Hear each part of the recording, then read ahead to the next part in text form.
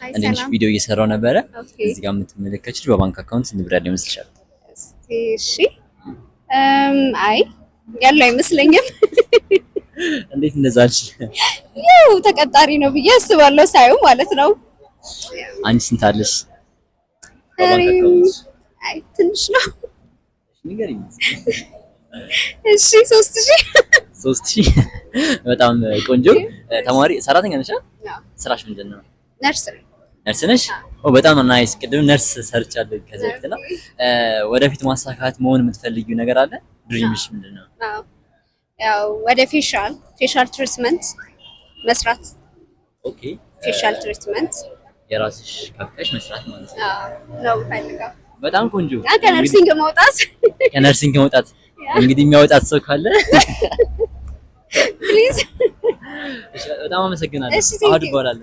ሰላም